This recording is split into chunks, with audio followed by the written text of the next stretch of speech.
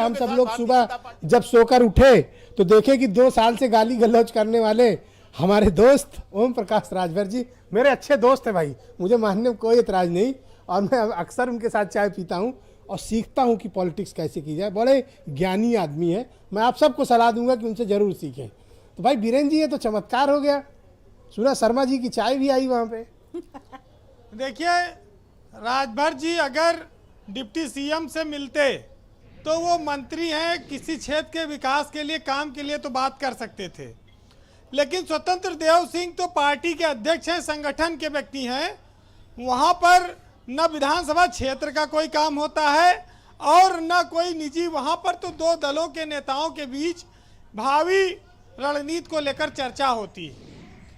अच्छा ये जरूर रहा कि वो थोड़ा एकदम भोर में चले गए, अगर वो 9 बजे जाते या दोपहर में जाते तो या तो डिनर या लंच या ब्रेकफास्ट का भी बढ़िया मौका मिलता राजभर जी का, क्योंकि स्वतंत्र देव जी खिलाते पिलाते काफ़ी हैं। अब वो संयोग रहा कि दयाशंकर को भी भूखा लौटना पड़ा होगा, चाय के ही सब्र करना पड़ा होगा, और राजभर जी का तो है चल ही रहा है। देखिए सियासत अवसरवाद के लिए जानी जाती है, और इस अवसरवाद में ये नहीं देखा जाता कि ये भाई छोटा है कि बड़ा है, बस ये देखा जाता है कि वह लालची ना हो, कपटी ना हो और अवसर आने पर बदल ना जाए। तो ये जो उत्तर प्रदेश के चुनाव हैं, इस तरह के अगर समीकरण सामने आते हैं तो कोई बहुत आश्चर्य नहीं होता है। राजभर और बीजेपी कोई नदी के या दरिया के 2 किनारे तो है नहीं कि जो कभी नहीं मिलेंगे, साथ साथ बहते रहें। ये जरूर है कि वर्तमान सरकार से उनका तालमेल ठीक नहीं था, वो अपमान अपना भूल गए जब अपने घर की शादी में उनको फावड़ा लेकर खुद अपनी सड़क बनानी पड़ी, उनके घर की सड़क नहीं बनने दी भाजपा के लोगों ने। अगर इतना अपमान का घूंट पीकर आज वो गए थे तो भविष्य की सियासत के लिए बहुत कुछ त्यागना पड़ता ही है, आदमी करता है। और सत्ता की चाशनी ऐसी चीज है कि वहां पर तो बहुत सारे, पर उस चाशनी को तो खुद ही ठुकराया था उन्होंने, मंत्री पद खुद ठुकराया था। अब क्या ऐसा आ गया कि राष्ट्रीय अध्यक्ष प्रदेश अध्यक्ष के यहाँ पहुंचे? देखिए चाशनी के लिए भंवरे मधुमक्खियां ये सब मंडराते हैं, तो ओम प्रकाश राजभर इस समय भंवरा बने हुए हैं और उन पर वो किस पुष्प से पराग चुराएंगे, ये MIM भी बड़ा हतप्रभ है जो उनके साथ फोटो खिंचवा रही थी, ये भी वो भी परेशान है। आज तो मैं देख रहा हूं कि इनका असीम वकार का चेहरा उड़ा हुआ है, मतलब सफेद पड़ा है चेहरा इनका। एक जो आकलन है ब्रजेश जी कि करीब 24 जिले ऐसे हैं जहां राजभर की जातियों का प्रभाव है, और उसमें समाजवादी पार्टी से संभवतः OP राजभर 50 सीटें या 25 सीटें कुछ इनकी अपनी बातचीत चल रही थी, वो शायद तारतम्य नहीं बन पाया होगा, उसके बाद उन्होंने कोई नया विकल्प तलाशा। आज ये मैं एक बात अपने आकलन के आधार पर कह रहा हूं, सच्चाई ये जानते होंगे, लेकिन जिस तरह की दुश्मनी रही बीजेपी और राजभर में, लोग दांत किटकिटाते थे एक दूसरे को काटने के लिए।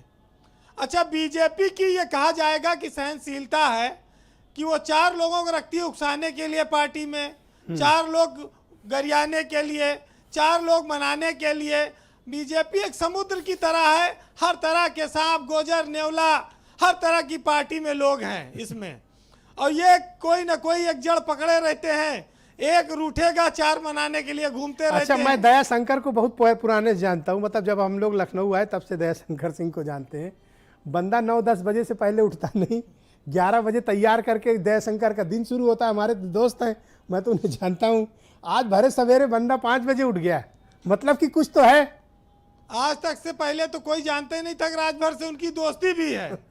लेकिन देखिए जो अवसरवादी लोग होते हैं वो अगर गलती से नदी में गिर जाए तो नहाने लगते हैं, तो ये यही अवसरवाद है, और इसको मौके को भुनाना भी चाहिए। एक बात बताओ, एक मिस्ट्री में सॉल्व नहीं कर पाया, न सुलझा पाया। मैंने अरुण से भी पूछा लेकिन अरुण ने जवाब नहीं दिया। ये फोटो लीक कराई गई बीजेपी की तरफ से, या ये फोटो लीक कराई गई SBSP की तरफ से, या ये दुर्घटनावश फोटो बाहर आ गई? अब ये तो फोटो देखिए, बीजेपी में हर तरह के लोग हैं भाई। अध्यक्ष के गेट के सामने सवेरे से सैकड़ों लोग खड़े हो जाते हैं लाइन लगा के। फोटो कोई खींच सकता है। भोर के टाइम में वो टहलने उलने का समय होता है। अपने यहाँ कहा जाता है कि लौट के फोटो घर को आए, तो आप ये भी कह सकते हैं। और जो भी प्यार से मिला हम उसी के हो लिए। तो राजभर जी के साथ तो बहुत सारी चीजें चलती हैं। अरुण, इसके बाद आप ही का टाइम है, पूरा और जवाब देना। अरुण, सियासत में राजभर जी की पार्टी को काफी सम्मान भी बीजेपी की वजह से मिला। उनको कई सारे मंत्री के पद भी मिले थे, बाद में वो छीन गए। लेकिन अब वक्त है कि फिर कोई नया गठबंधन बनाया जाए। जहां ज्यादा मिलेगा वहां जाएंगे लोग, इसमें कोई बुराई नहीं है जी। और इस मामले को आप इसी तौर से देखिए। लेकिन आज एमआईएम के साथ धोखा नजर आ रहा है। जो लोग इनकी ओवैसी साहब की और राजभर के गले मिलते हुए फोटो याद रखे हैं, वो ये सोच रहे होंगे कि शायद ये मामला गड़बड़ा गया, अब गठबंधन आगे नहीं जाएगा।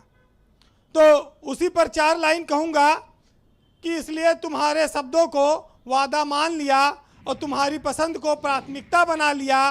शक नहीं था तुम्हारे इरादों पर एक बार भी, इसलिए तुम्हारी बेपरवाही को भूल मान लिया। और दिल की ख्वाहिशों को अब मैं क्या नाम दूं, और प्यार का उसे क्या पैगाम दूं।